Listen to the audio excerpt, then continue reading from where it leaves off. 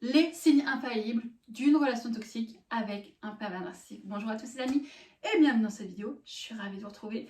Je me présente, je suis Canapelle Priscilla, votre coach spécialisé dans les relations toxiques. Et aujourd'hui, on va voir les signes distincts, inconscients, comment cette personne a réussi à vous manipuler ou réussi à vous manipuler et à créer une relation d'emprise grâce aux micro-manipulations telles que la manipulation par la culpabilisation, l'humiliation, le gaslighting, le love bombing et les abus émotionnels pour vous dépersonnaliser, pour vous faire croire que vous êtes fou ou folle. Et au fil du temps, vous allez commencer à ne plus savoir qui vous êtes, vous ne savez plus comment réagir et vous avez l'impression de devenir complètement dingue. Et cette sensation que vous êtes au fil du temps ou après la relation complètement détruit psychologiquement. Cela a des impacts sur votre santé mentale, physique, et pour pouvoir en sortir, on va voir comment détecter tout cela, mais par-dessus tout, n'hésitez pas aussi à vous abonner à cette chaîne, à partager cette vidéo à un maximum de personnes pour qu'ils s'informent, pour qu'ils se protègent face aux relations, face aux pervers narcissiques. Et n'hésitez pas à raconter votre histoire dans les commentaires. N'hésitez pas aussi à liker cette vidéo, mais par-dessus tout, n'hésitez pas aussi à ne pas vous taire. Racontez votre histoire, c'est le meilleur moyen de commencer à engendrer un changement pour sortir des griffes de cette relation ou de cette relation qui vous a brisé. Le premier signe, c'est celui où vous allez en fait être face à une estime de soi qui est complètement brisée parce qu'il va vous dévaloriser. Il va commencer en premier lieu, pas tout de suite par vous critiquer, pas tout de suite par vous humilier, pas tout de suite par vous rabaisser, vous critiquer. Il va utiliser déjà la valorisation pour vous mettre sur un piédestal, pour créer ce qu'on appelle des émotions positives et créer de l'endorphine. C'est une hormone de bonheur. Et justement, le fait de vous bombarder de positif, de vous dire que vous êtes génial, que vous êtes exceptionnel, que vous avez des qualités, que ces ex sont tous tarés, attention, ça c'est vraiment important. Quand un homme vous dit que de toute façon c'est la faute de ses ex, c'est son ex qui est fou, c'est son ex qui est folle, elle n'a pas fait d'effort, il faut se poser une question. C'était un petit point d'interrogation que je mets en place. Lorsqu'une personne vous dit que son ex est folle, attention, vous allez devoir creuser à savoir pourquoi elle est folle. S'il remet toute la responsabilité sur cette personne, s'il dit qu'elle est folle, qu'elle est ceci, attention, peu importe la raison de la rupture, chacun des deux partenaires a des torts. Point barre. Voilà, petite parenthèse, on reprend notre sujet. L'estime de soi est au début valorisée, rassurée, émerveillée, et au fil du temps, elle va vous rabaisser en vous donnant sous le ton du conseil: tu es grosse, tu devrais pas mettre cette tenue, ça grossit, tu devrais arrêter de manger comme ça parce que sinon tu vas exploser. Par contre, moi je te conseille pas de mettre cette couleur parce que c'est trop voyant, ça te va pas. Ou alors au fil du temps, il va vous dire: oh mais putain, t'es chiant, t'es stupide, tu sers à rien, t'es une demeurée, de toute façon tu n'arriveras à rien faire de ta vie, t'es incapable. Ça c'est dans le cas où il va vraiment commencer par vous rabaisser. Il va vous dire à quel point vous êtes stupide, à quel point vous ne savez pas cuisiner, à quel point son ex faisait mieux, à quel point vous devriez arrêter de bouffer parce que vous êtes trop grosse, ou que vous n'êtes plus séduisante, qu'il n'a plus envie de vous, etc. Donc au fil du temps, qu'est-ce qui va se passer? Il va en fait faire baisser votre valeur personnelle, votre estime de soi va être brisée parce que déjà à la base, je tiens à le préciser, il y a déjà une faille. Vous n'avez pas confiance en vous, vous n'avez pas vraiment conscience de votre valeur. Vous avez une faible estime de soi ou une faille, vous avez tendance à douter, à vous comparer aux autres. Et justement, le fait de la valoriser, de les vraiment dans le but en fait de vous rehausser et après de vous faire tomber en chute libre pour pouvoir tout simplement mieux vous contrôler par la suite. Donc l'estime de soi qui est brisée au fil du temps, vous n'avez plus conscience de votre valeur, vous avez l'impression d'être une mauvaise personne, et parfois même lorsqu'on est face à une relation avec un pervers narcissique, on finit à se poser si on est personne toxique, si on est fou, si on est une mauvaise personne. Parfois même on se pose la question si on est une ou un pervers narcissique. Le deuxième signe, c'est ce qu'on appelle, et vous le connaissez, la dépendance affective, qui a été créée grâce à quoi? Le love bombing, la période lune de miel où cette personne, ce PN, va vous bombarder d'amour. Suite à cette faille liée à l'estime de soi qui est basse, il va vous donner de l'amour, il va vous donner de la reconnaissance, il va vous dire à quel point vous êtes génial. En fait, il va remplir des failles conscientes et inconscientes. Qu'est-ce qui va se passer? Il va vous dire à quel point vous êtes génial, à quel point il vous aime. Vous allez vous sentir pour une fois dans votre vie aimé, pour une fois dans votre vie valorisé, pour une fois dans votre vie rassuré, protégé, en sécurité. Et justement, ça fait partie des failles inconscientes, ce besoin de sécurité, ce besoin d'être aimé, ce besoin d'être rassuré, ce besoin en fait d'être reconnu par quelqu'un et de se sentir aimé et mis sur un piédestal.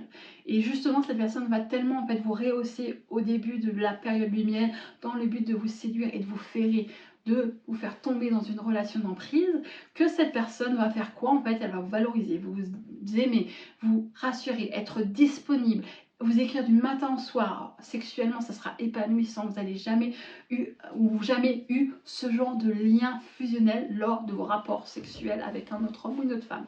Et vous avez l'impression d'être tombé sur la personne idéale. Et justement, vous allez vous mettre une image en tête. C'est ce qu'il va créer.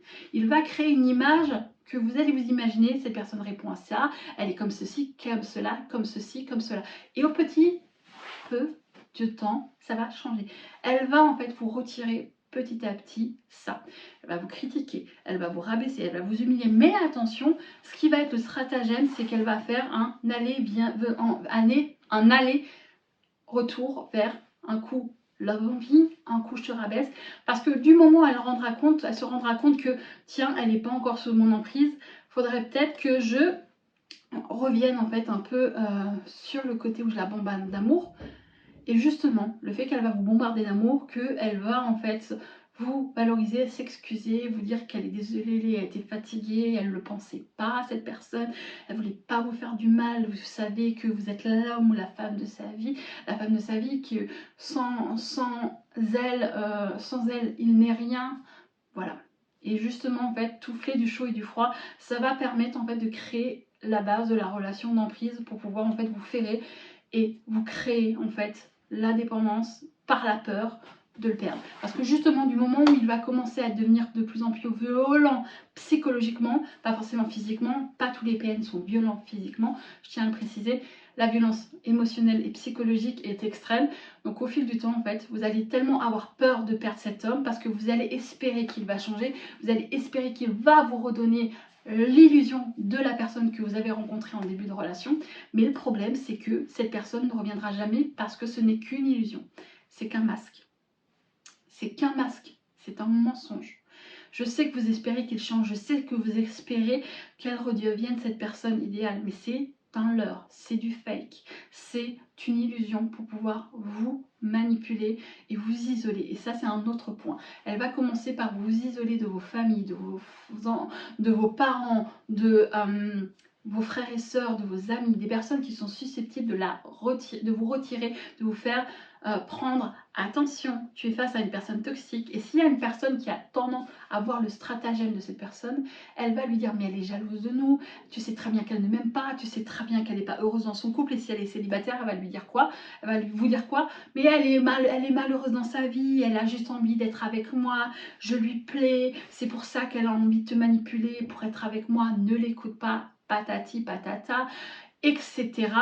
J'en passais des meilleurs. Et le problème, c'est que pour sa famille, mais tu sais qu'il ne t'aime pas. Ou alors elle va tout simplement vous lancer aussi des ultimatums.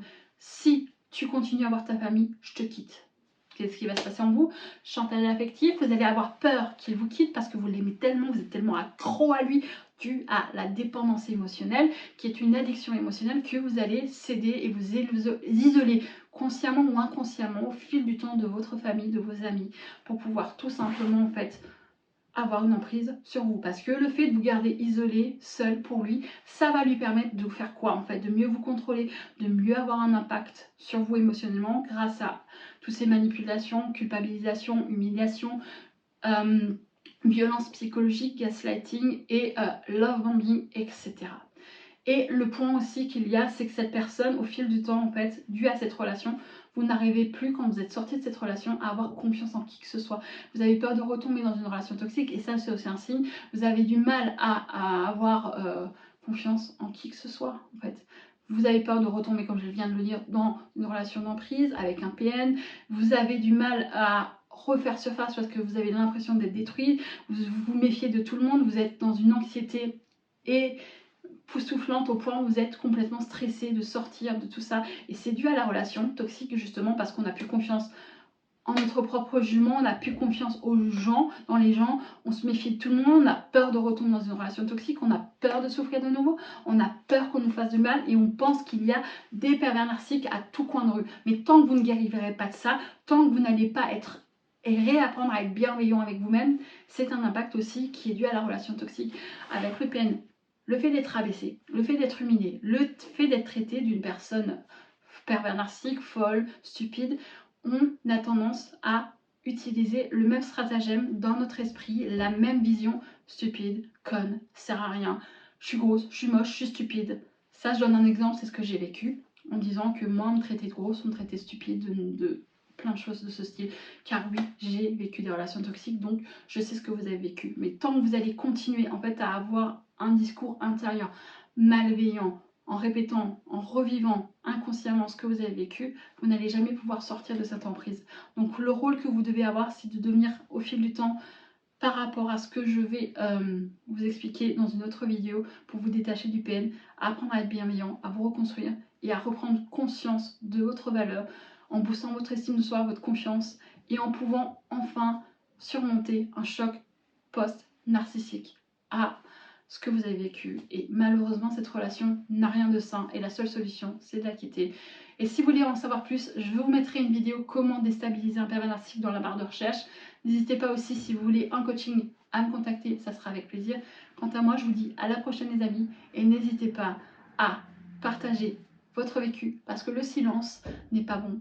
Parlez de votre histoire est le premier pas vers la libération émotionnelle et la reconstruction de soi. Quant à moi les amis, je vous dis bisous et bye bye.